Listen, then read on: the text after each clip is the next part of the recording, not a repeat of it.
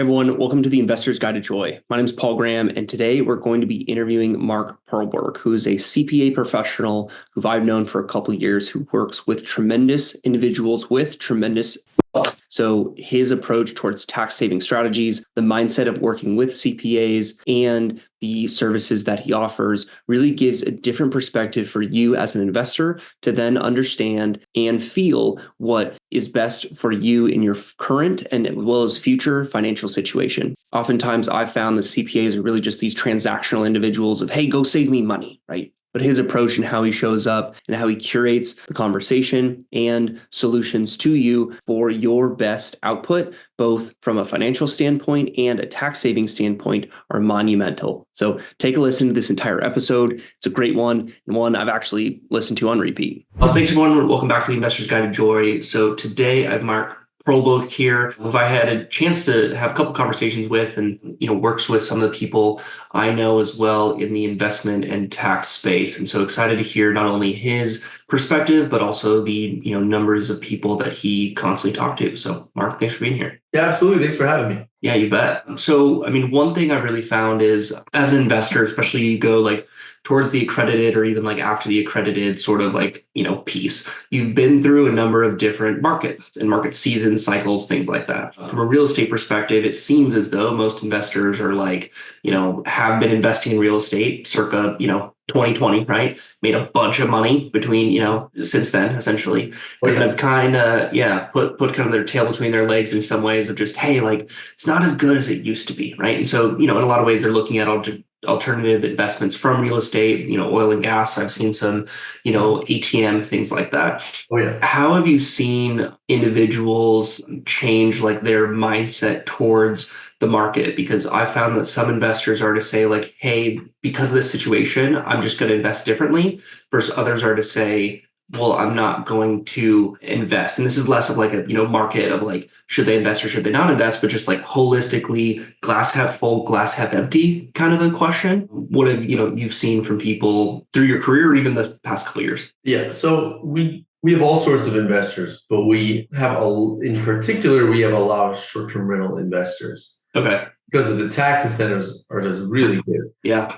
And they used to be better. And the profitability used to be better too. And so around the time of really when we started to see take on clients in this area around 2018, 2019, we had 100% bonus depreciation, and Airbnbs and VRBOs just weren't as common. So what we saw here is a lot of people made a lot of money, and the easiest money they've ever made. And it was also the easiest time to completely eliminate your taxes, which was very exciting. Yeah. And because of that, they formed coaching projects, and the word spread, and a bunch of other people jumped on the bandwagon. Before we know it, we're down to 60% bonus depreciation now. And it's not as easy money as it used to be. So we see folks who have now in the, after 21 and 22 they're buying these short-term rentals, hearing all these amazing stories, and they find that their investments are not even profitable. So but here's what I see is though, the ones who are really serious and committed and in it for the long game and really want to be real estate investors, these trends, obviously they're impacted, but they're not being deterred. They're committed, they're finding new opportunities, they're realizing the limitations on their old strategies, and they're updating and pivoting and adjusting and adapting. But we also have a lot of other folks who came into this space because it had been such easier money, and they saw the money and the possibilities,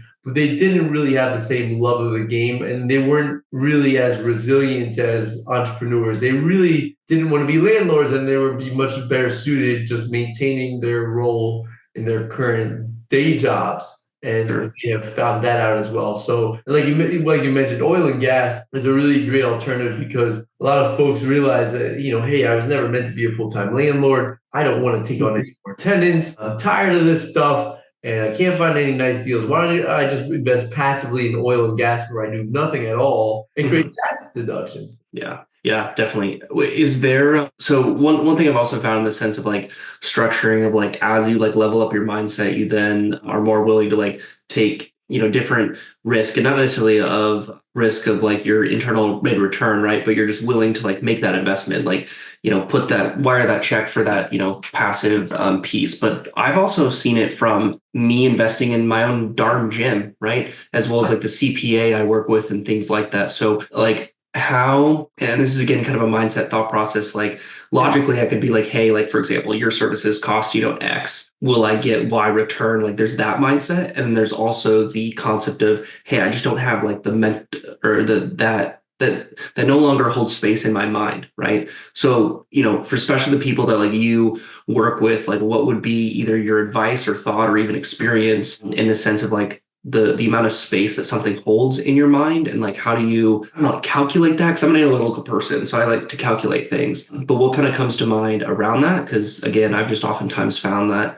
it may not make dollar sense, but there's an additional piece to it because you weren't meant to be a landlord or things like that. Yeah, well, you don't want to dabble in tax planning. And even if you have the ability to learn a lot, you really got to think about we all have very limited time. So let's first off, it's unlikely that, especially when we get into higher income levels, because we're always vetting new strategies and changes in the tax law and just going through hundreds and hundreds of scenarios and possibilities. So you reach that 500,000 and up AGI, you're just not going to have the ability to do that effectively. But let's say we can, or let's say you have a $300,000 AGI. If you were trying to build your empire, pursue your dreams, or grow your business, a lot of this comes down to creating freedom in your life, and really creating. This is the tax planning is so we can create tax savings to reinvest into these projects to pursue our objectives. And if you are even though you may be able to reduce your costs and go to someone less strategic and do some research and find out what cost eggs are, you might miss something. But even if you didn't, what is the opportunity cost? So the opportunity cost means less time finding deals, making connections, and really building that foundation to get to where you want to go. Because you're spending too much time dabbling in your own self-tax planning. Yeah. So, what's important as an entrepreneur is you dedicate your time to what's going to be your highest value activity, which is focusing on honing your craft and building your business and building your future. Yeah, for sure. I mean, beyond just the kind of the logical piece of, you said 300 at a minimum kind of average gross income, for the year, what sort of like emotions or feelings have you maybe seen that people like hold back to not do that? Is it just like belief in themselves, or like fear that it's not going to work out, or what is that like? Yeah, I think what we see is a lot of people have their mindset hasn't caught up to their income. So they're still being very defensive and protective of anything that leaves their pocket. And it prevents them from making logical decisions because they still place a low value on their time, and they're being very defensive with their cash. And they don't see this as an investment because even if we can save them an extra $50,000 a year in taxes, they're still in the mindset of, an accountant shouldn't cost any more than $2,000 a year. And the fear and the pain of parting with additional cash to invest in a higher end accountant sometimes prevents them from making logical and mathematical decisions, where the wealth we can create with our services is far in far excess of the cost. Yeah, I mean, certainly. Like it almost makes me think of like, is there some sort of like ratio chart, or like, hey, your net worth or your average income is that this level, like you should kind of be doing these things or thinking these things or what have you, sort of like, hey, am I like at par, below par, things like that. It almost just seems like at the, accredited plus level, there should be more of a sense of like Dan Martell, like buy back your time sort of aspect, and belief in yourself, and just those type of natures. I mean, for those individuals who are, holding on to, I don't know, their cash, counting their pennies, things like that, is there like a situation you found or a perspective shift, or like, goodness, I don't know, a story, or do they just need to like find it out on their own? I'm curious if there's just like a something that it's just like, whoa, that is interesting, and I should consider that or change that kind of piece that you found. Well, I think that we'll tell real stories about clients in their situation. So, sometimes we'll compare them to other clients we've served that have like maybe a couple of $1 million and have paid X number in taxes before us and as a result of the savings. But also I think, one thing my coach taught me was treat every hour as though it's worth at least $1,000. You want to treat your time as though every hour is worth at least $1,000. So the time that you're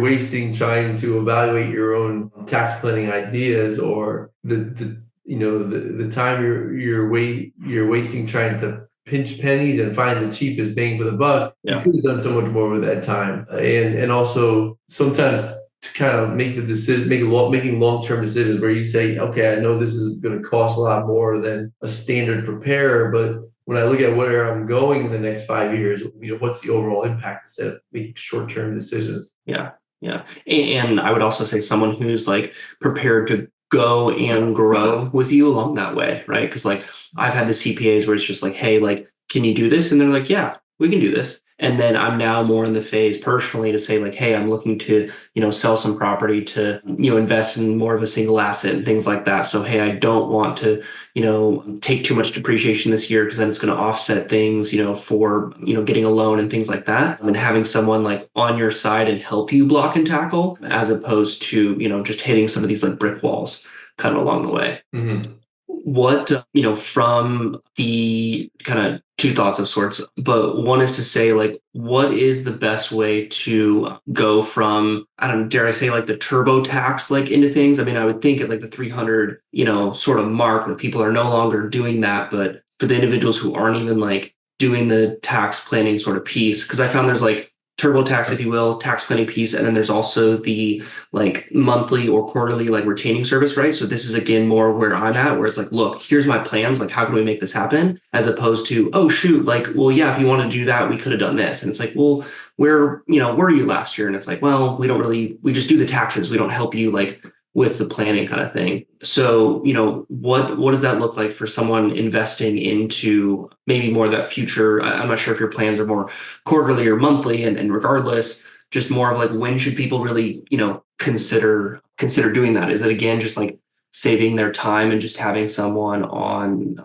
their team, or is it beyond that? So, it depends on a number of variables. Okay. Now, if you were just a W-2 income earner, we would want to see at least about $750,000 of combined income to justify some planning opportunities, where at this point you're you're a passive investor, either putting your money in, unless you're really bad with your finances and you're just spending it all on, overpriced, items and cars and luxury vacations. Sure. Yeah. Probably have your money in the stock market and some other things. But at this point, that's where you're going to want to consider ways that you can invest and utilize some tax advantage strategies to mitigate the taxes that are being pulled out of your pay stubs. If you're an entrepreneur, and you're going to have more impact over what that amount is, because you're not just getting a fixed W-2 and maybe a bonus. So if you're an entrepreneur, now you have access to tax deductions. And you may have capital gains events if you're in real estate with 1031s, QOZs, all sorts of opportunities. So if you're an entrepreneur, depending on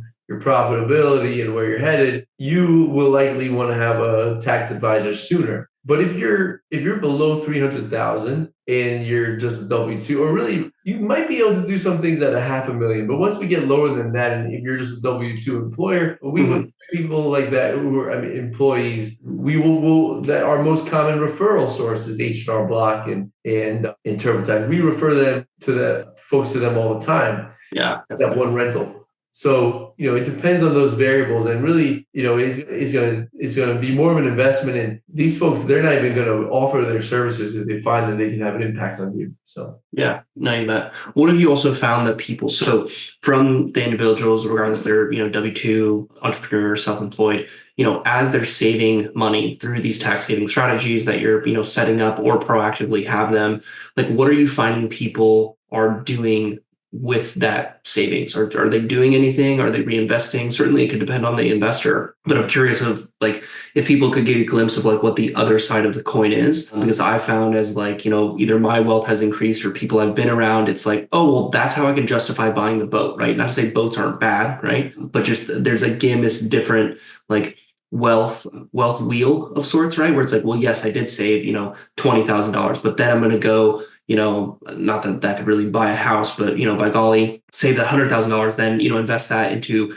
a passive syndication of which that gives me, $3,000 a month or whatever the returns are. And then you go, buy the boat. It's almost like that, Facebook ad of like, buy the asset, then get the Ferrari kind of thing. But just curious, like, is there a growth and learning perspective for people as well when they get that, say $50,000 or $100,000 kind of tax savings? Or is there still growth of like not just like spending it on, luxury goods all the time? So what we see with our clients, because our clients are all entrepreneurs of some sort, they're taking those tax savings and reinvesting it into other vehicles that will grow their wealth or build their businesses. Most of our clients will, when we create these tax savings, they're just either they're not paying the taxes on their 1040 or they get a refund. They're redeploying those funds right back into their real estate investments and their businesses. And that's kind of what you would expect. And that's what the tax code encourages you to do. So there's a reason why entrepreneurs have much more tax breaks, because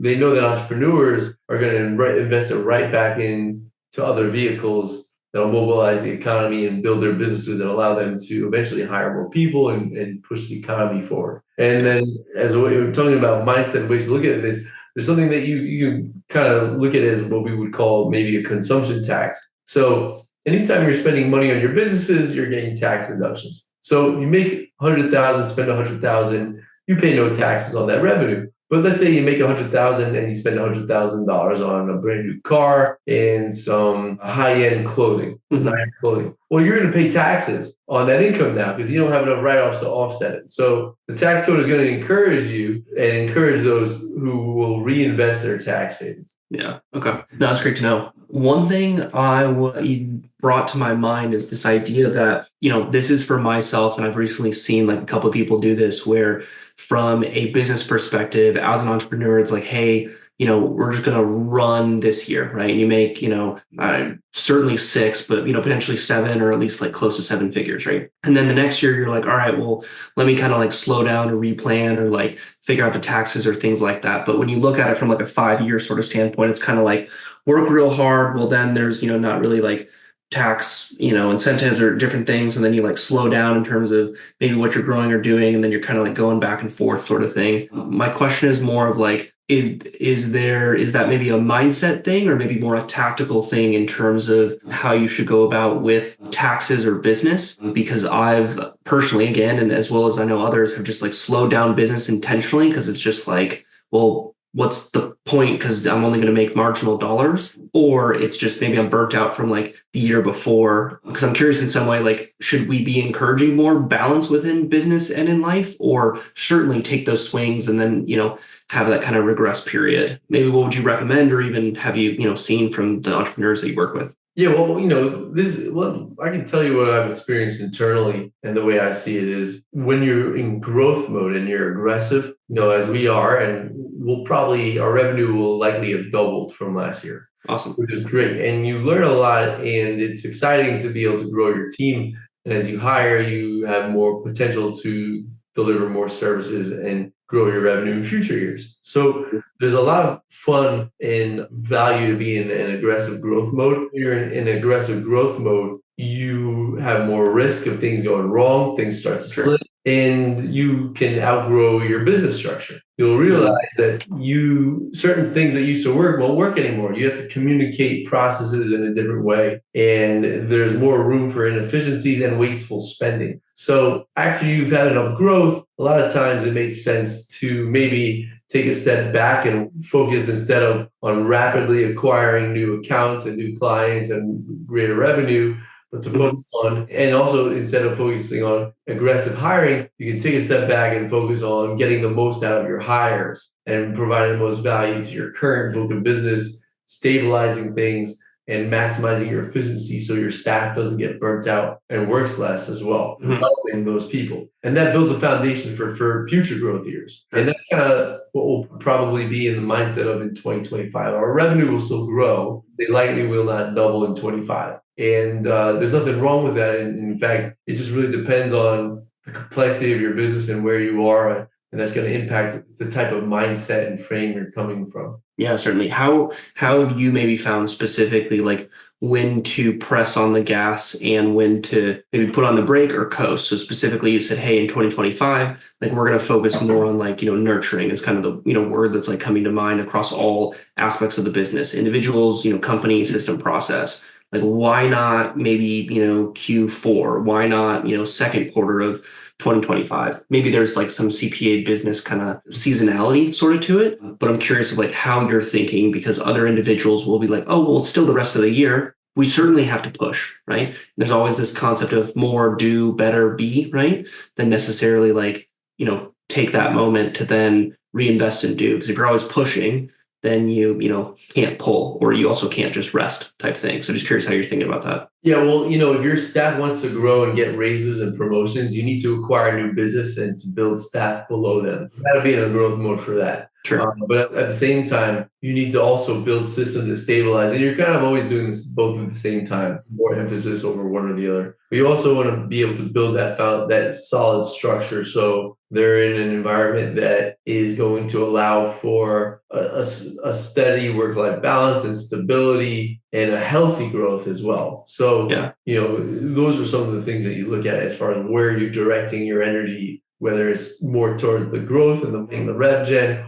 more towards the infrastructure and the systems around them. Yeah, for sure. It reminds me of the idea of like defining success and like what does success like feel like an outcome, right? Because if it's just a number, then once you hit that number, like then what happens, right? And at what cost? You hit that number, but you could lose two of your key employees. Like those sort of like things that, to your point, you just kind of either battle with, but you also then just have risk, too as well. So yeah, that's definitely great to really just reflect on and really own, because as a business owner or someone, influential in a business, you're leading, it's your responsibility by all means. Yeah. And most fast, and it just amplifies how many things can go wrong. How many errors can someone make without being noticed? How much can you overspend? All sorts of things. So yeah, absolutely.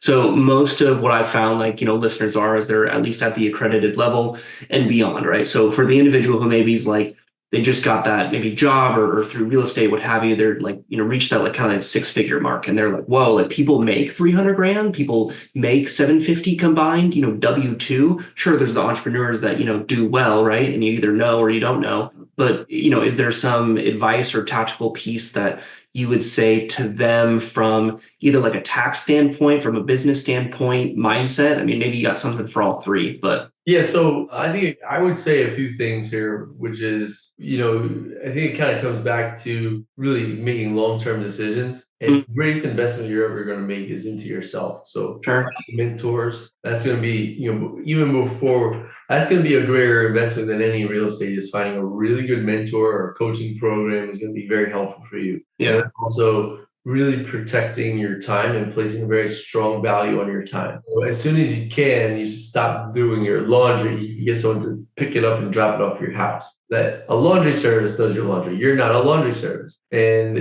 when it comes to cleaning, a cleaner cleans your house. You are not a cleaner. And start focusing on the things that give you energy and are going to really move you forward towards what you want to do with the rest of your life. And when you really concentrate your energy on those areas, you're going to find that even though you're now spending more on all these other services, you have the ability to really reach much closer to your fullest potential in achieving the lifestyle, the income, and the profit and the situations you're looking for. Yeah.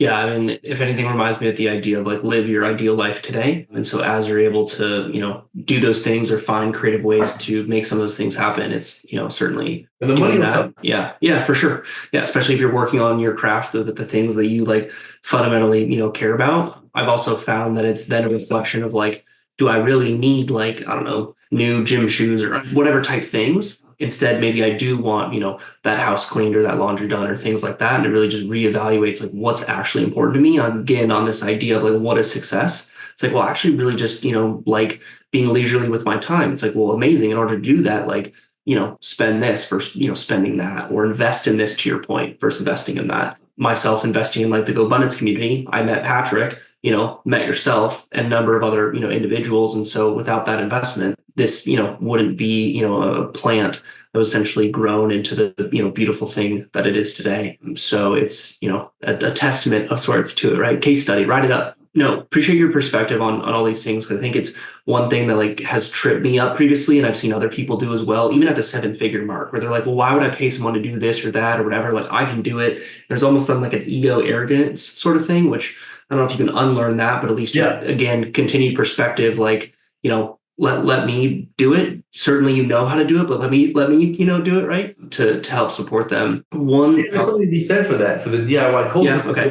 When you're getting started, you got to do everything, and you have to feel empowered that you're capable of doing everything. Yeah. And then once you actually have a profitable working model, the idea of I can just do this when I do it myself is really going to hurt you. So it requires a shift in mindset. Yeah. Yep. I send that clip to 100 people, maybe 10 times. Cause it's the idea of like, buying back your time. And again, what do you value? Doing the things that are most beneficial to you, that bring you joy, things like that, to really live, life, not just go through life, essentially. Oh, absolutely. Yeah, definitely. So one thing I, always ask is like, this is like the guide to joy. And so what would you leave in the guide in the sense of like, a quote, a mindset, piece of inspiration, motto, mantra, something like that, would really sum up your thoughts? I would say, if you're along those lines, you want to never be satisfied with how far you've come. But at the same time, you can always be grateful for what you have and what you've accomplished. A lot of people feel like these are polar opposite things, that you can't be grateful and unsatisfied at the same time. But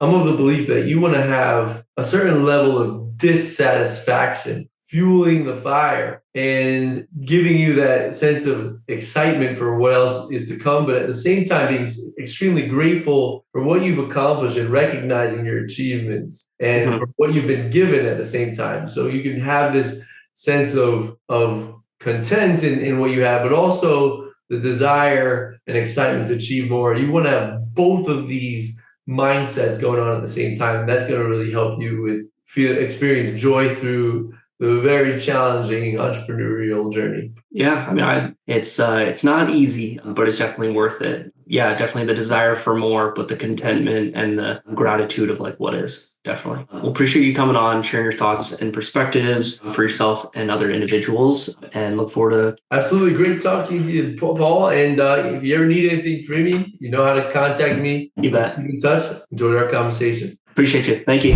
Hey, one last thing before you go. I wanted to share my mission while on this earth, and it's to help educate investors about different opportunities, share mindset tips on how to change our perspective, and different things to really experience more joy in our lives. If this resonates with you at all and you enjoyed this episode, please share it with friends and others to help grow the community around the Investor's Guide to Joy. Leaving a 5-star review also helps grow the show and get connected to more people and share our experiences along the way. Thanks so much for joining, and can't wait for you to listen to the next episode.